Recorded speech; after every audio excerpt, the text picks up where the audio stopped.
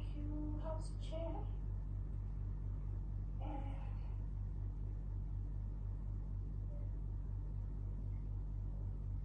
Honorable Madam Speaker, in this case, it's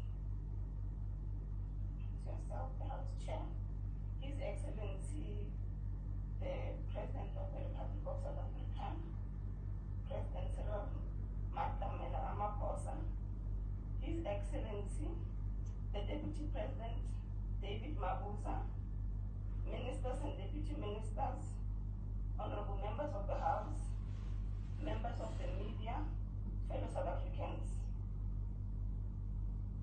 Just so we start, we support this budget vote. Budget vote 1.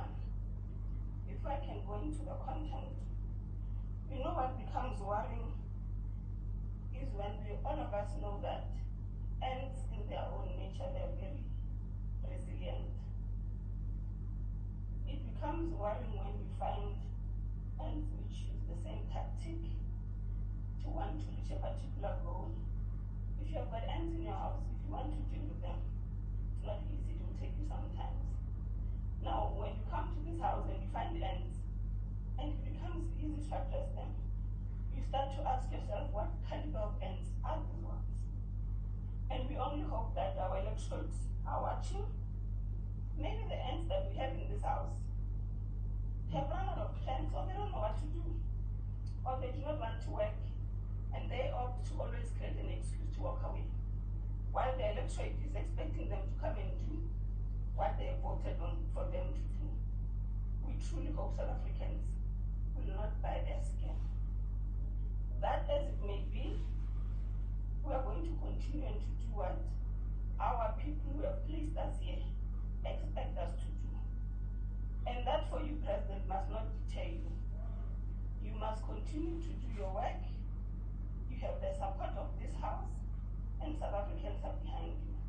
What we are happy about is that you have not said you do not want to come and explain yourself. Our history has taught us that since time immemorial, young people have always risen in the most difficult periods and fostered solutions to keep the vision for a non-sexist, non-racial, and a prosperous South Africa. This they have done so that it can be alive. The generation of Anton Limbede, Nelson Mandela, and Oliver Tambo injected the much-needed energy and dynamism in the struggle for liberation. This month, we honor the youth of 1976 for gallantly confronting the previous regime and demand the abolition of Afrikaans as a medium of instruction and provision of quality education for the marginalized. In recent times, young people sought to address the challenges faced by students as they pursue higher education and push for free education. In various sectors of our society, we are seeing a number of capable young people rising as trailblazers. We are inspired by these young people, their energy, and we want to see it replicate in corners of our country. Young people cannot afford to rest and lose hope. The youth must seize the moment to immerse themselves in stabilizing our country amidst the COVID-19 pandemic. They should design innovative ideas that will help drive the much-needed economic growth and must participate in the overall developmental objective to reduce poverty, unemployment, and inequality. COVID-19 has dealt a severe blow in our economy. Many people's lives and livelihoods have been affected. The flood, and in some instances drought, have worsened the situation. The full participation of women in the economy continues to be compromised by the escalating levels of gender-based violence and femicide. Some of our youth are deprived of the opportunity to participate in the economic activities of the country because of substance abuse and alcohol. This youth month must serve as a period of awakening for young people in our country. The hour of the youth The hour of youth activism and participation in addressing these challenges is now. Government remains determined to change the trajectory and provide hope for all South Africans, especially to the youth who are hardest hit by these challenges. Speaker, today the President has once again thoroughly and clearly outlined government's trajectory towards the recovery and reconstruction progress. We can see the many efforts that are being implemented in government and the private sector to give impetus to our quest for economic growth and job creation, to overcome the COVID-19 pandemic, to deal with gender-based violence and femicide, and to confront corruption in all its manifestations. The signs of stabilization and recovery are beginning to show. Our country registered a slight drop in unemployment from 35.3% in the fourth quarter of 2021 to 34.5% in the first quarter of 2022. It is also encouraging that for the second quarter in a row, the expanded unemployment rate has declined. Data from Statistics South Africa shows that an estimated 370,000 jobs were gained between the fourth quarter of 2021 and the first quarter of 2022. The biggest job gains were recorded in community and social services and also manufacturing and trade. The Presidential Employment Stimulus Program continues to play a crucial role in supporting the implementation of the country's economic reconstruction and recovery plan.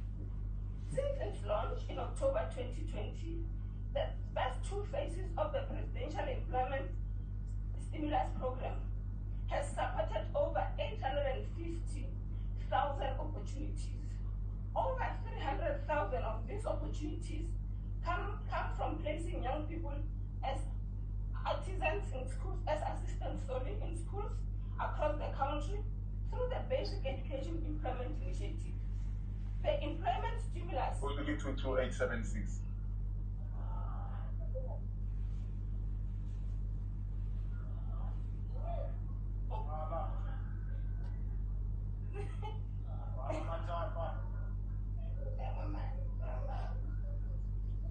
All right.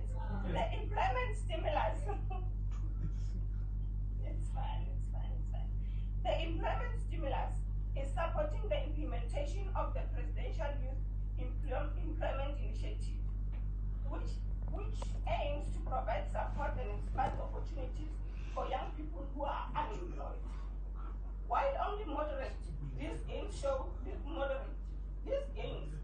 that our economy remains robust and that interventions such as the Economic Reconstruction and Recovery Plan and Operation Bulindlela are working. We encourage young people to lead the cause by Brand South Africa to play a part in the development of the country and promotion of the national brand. Brand South Africa has initiated a number of programs to market the country and contribute in attracting investment for our economic growth. Speaker, I'm sorry about that. You will also notice that through the MDDA, we have been able in the previous financial year to fund a number of various projects. And we are continuing to commit to this House that in this current financial year, we are going to be funding more than 30 community projects across the province. This has showed us that indeed, when we empower our community media sector, we are building a conscious citizenship, a responsible citizen. We're empowering and building communities which will have information at their hand so that they can work towards building themselves. We should do this with the highest speed which we have. As we conclude, we want to encourage young people to use these opportunities to participate in the economy, use new innovative ideas, assist government in the edge of empowering themselves so that they can respond to the call to assist in building the much needed jobs so that we can have a better South Africa.